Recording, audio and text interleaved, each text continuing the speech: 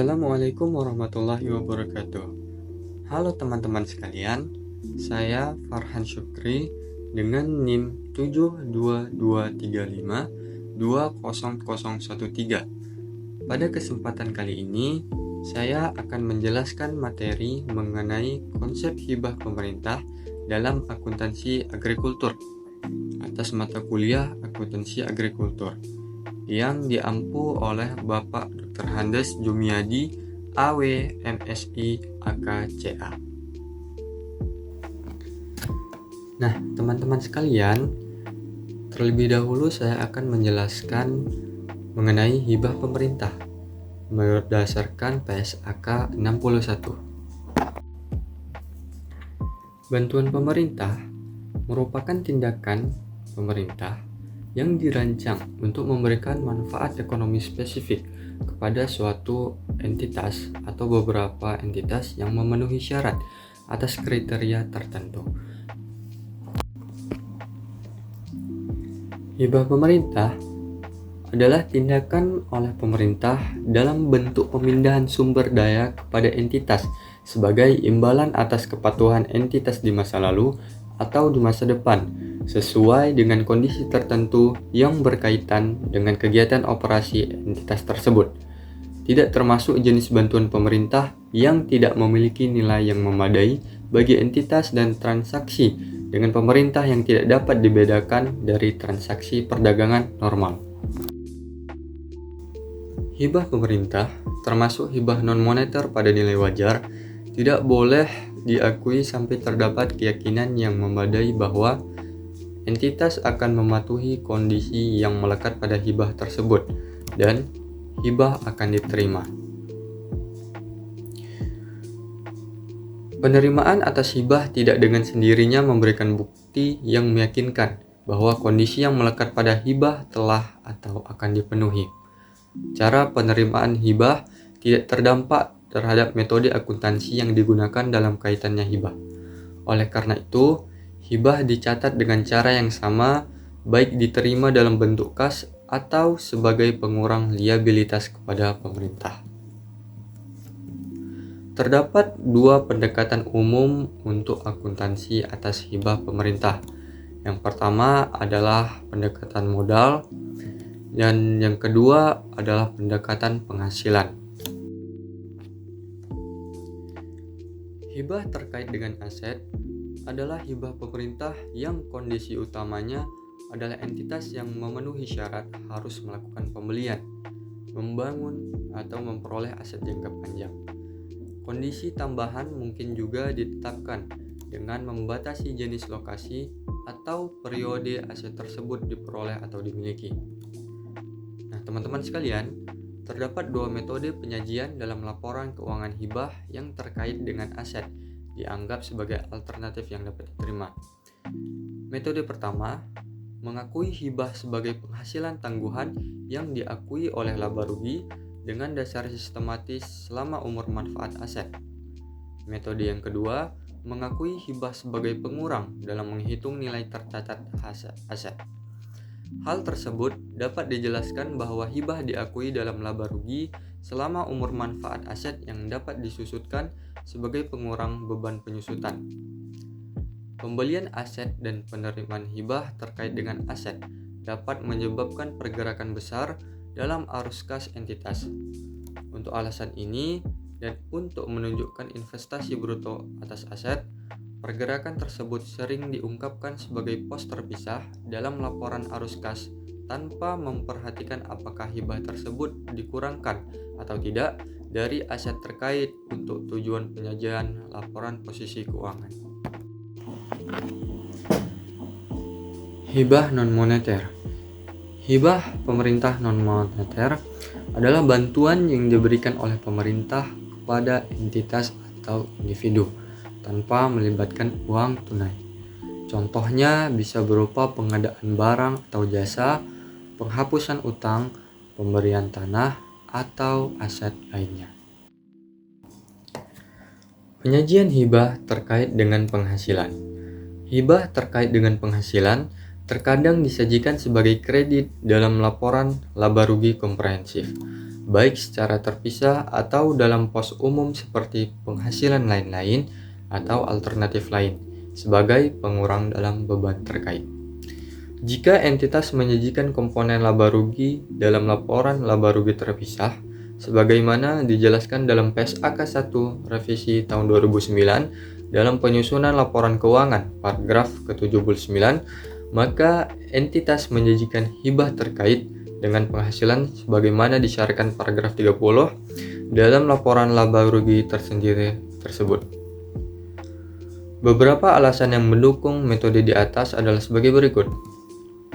Alasan pendukung metode pertama, menyatakan bahwa tidak tepat menentukan pos penghasilan dan beban, serta pemisahan hibah dari beban akan membantu membandingkan dengan beban lain yang tidak dipengaruhi oleh hibah. Alasan pendukung metode kedua, menyatakan bahwa beban mungkin tidak akan ditanggung oleh entitas jika bantuan tidak tersedia dan penyajian beban tanpa saling hapus dengan hibah akan menyesatkan. Kedua metode tersebut dianggap dapat diterima untuk penyajian hibah yang terkait dengan penghasilan. Pembayaran kembali hibah pemerintah. Hibah pemerintah yang ternyata harus dibayar kembali diperlakukan sebagai perubahan estimasi akuntansi. Teman-teman bisa lihat pada PSAK 25 revisi tahun 2009. Pembayaran kembali atas hibah terkait dengan penghasilan diperhitungkan terlebih dahulu terhadap setiap saldo kredit ditangguhkan yang belum diamortisasi terkait dengan hibah tersebut. Jika pembayaran kembali melebihi saldo kredit ditangguhkan atau tidak ada lagi saldo kredit ditangguhkan, maka pembayaran kembali diakui segera dalam laba rugi.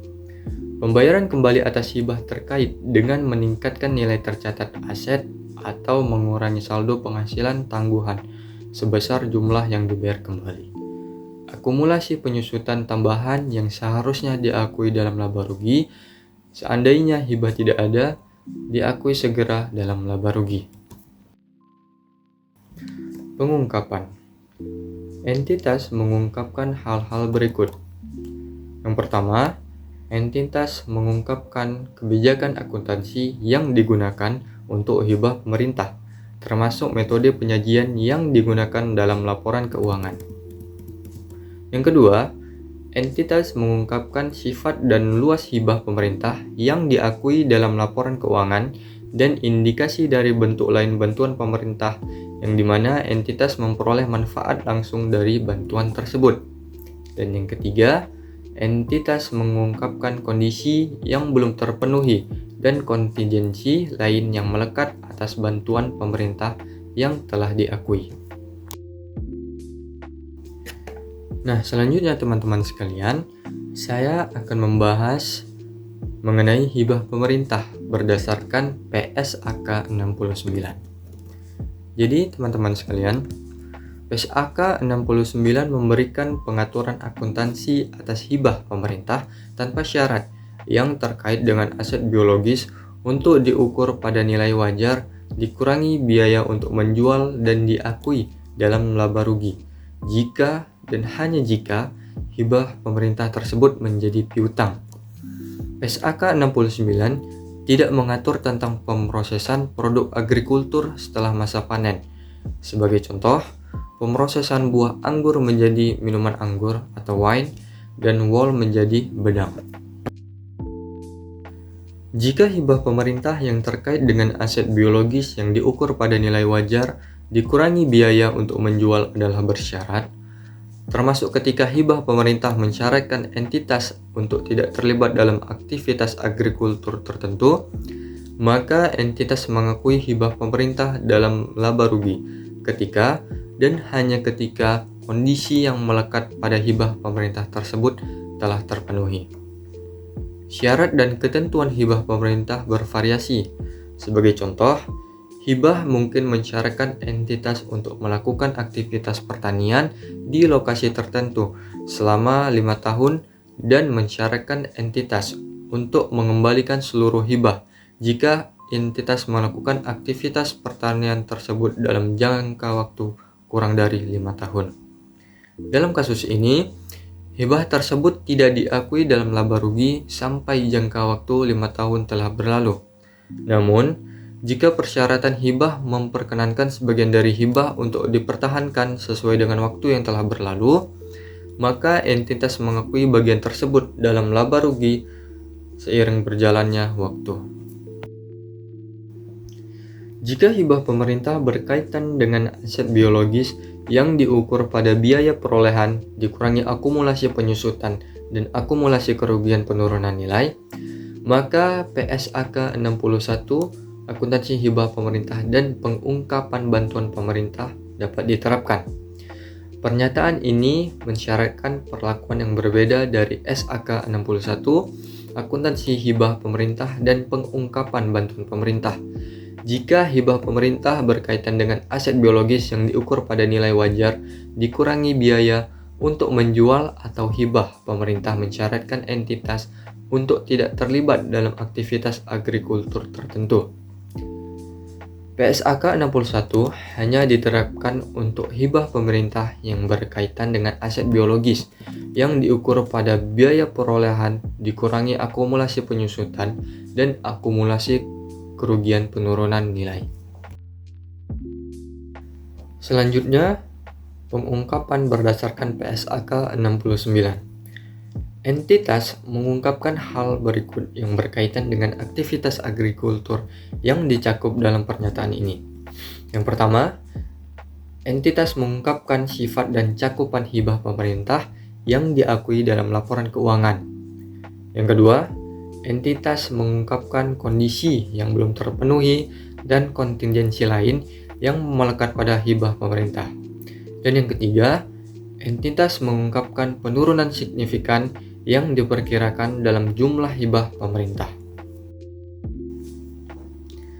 Nah, teman-teman sekalian, sekian penjelasan materi dari saya mengenai konsep hibah pemerintah dalam akuntansi agrikultur.